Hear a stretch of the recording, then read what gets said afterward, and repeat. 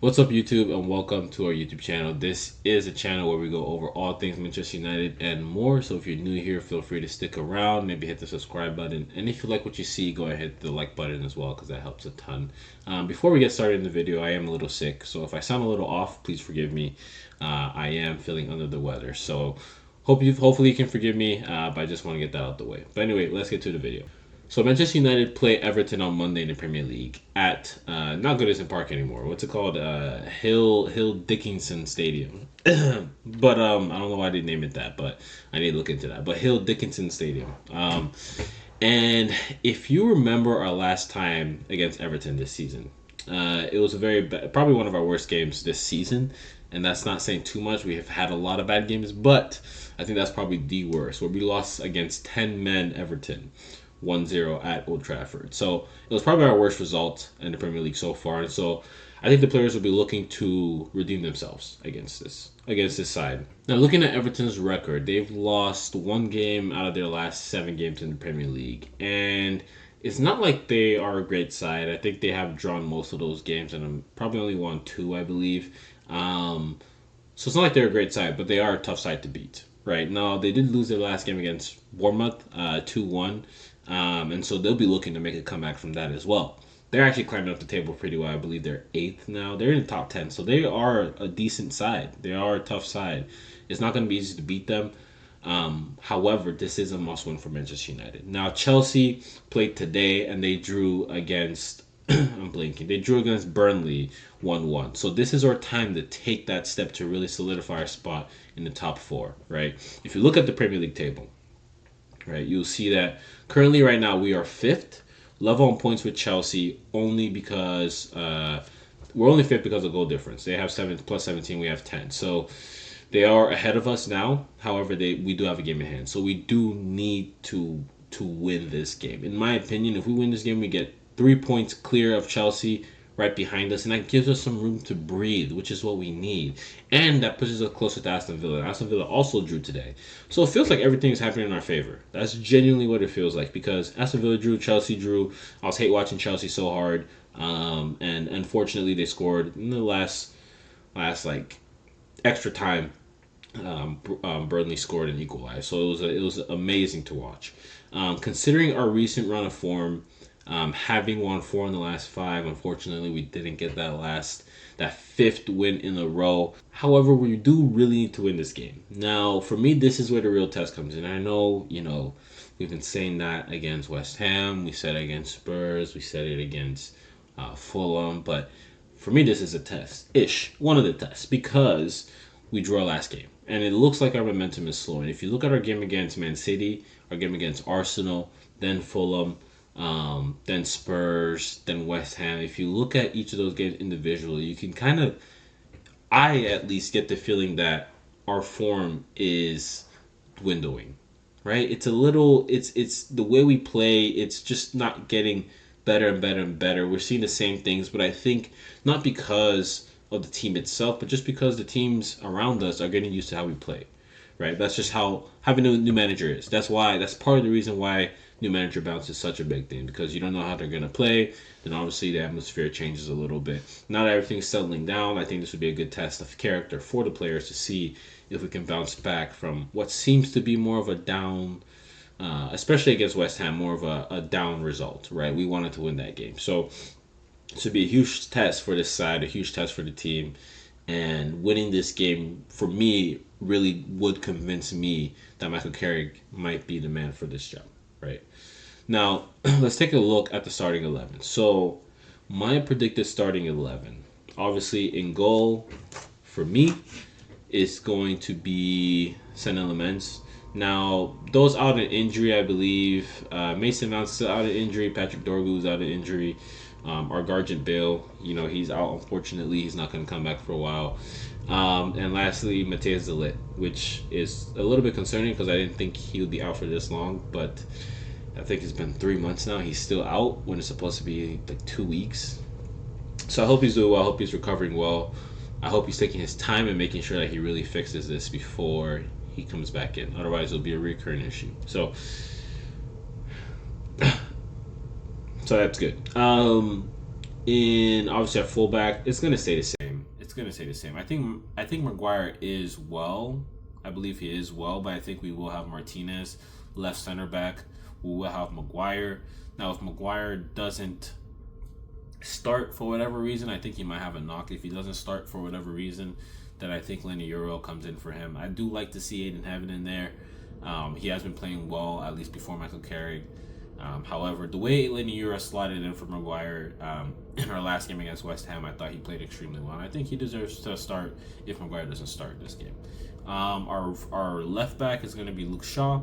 No doubt about that. I think he's been solid for us. And given his recent performances, him and Maguire, actually, I think they might get a call-up from England. So it really just goes to show how good they actually have been. And Luke Shaw's a quality player. It's just the injuries.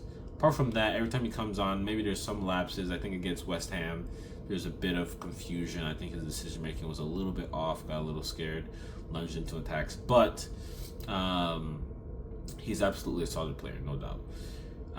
Right back, we're going to have Diego Dalot. He has massively improved in the right back position. I think he's now looking like the player that we know he is. With Ruben Amorim, having him play, right full back, it's a tough role. It's a tough job. A bit more complicated. That's not quite what he's suited for, even though he is pretty good when it comes to offensive side. But in terms of his current role now as a right fullback, he's been pretty good. So I don't see why we should bench him. I actually thought Mascherano would come in and take his spot, but he's been pretty good. It's not possible. This is not the formation we're going to use, first of all. I just noticed. So we're going to use a 4-2-3-1, as you know. The back four stays consistent. Goalkeeper stays consistent. We're going to have Kobe Mainu, of course, without a doubt. He's been playing exceptionally well, and I trust him to do a job against Everton as well. We're gonna have Casemiro Casa. He's been extremely good this season. I think that farewell game is gonna hit so hard because the amount of times he's digged us out of holes, the amount of times he's saved this team. I mean, I don't even know where to start. He's been exceptionally well, but he's been exceptionally good in his team.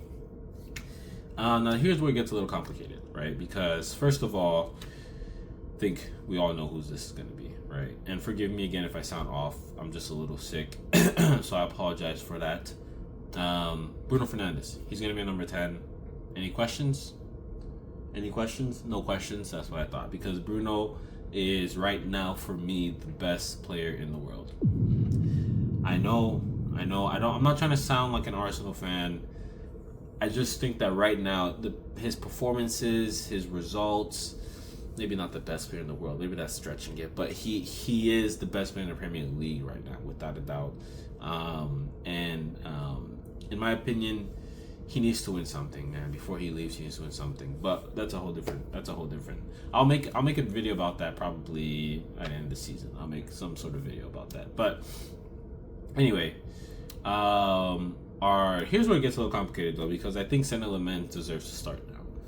I think not Senna Lamens, Šeško deserves to start, in my opinion, because he's come on. I believe he has 5 goals in his last 6 now.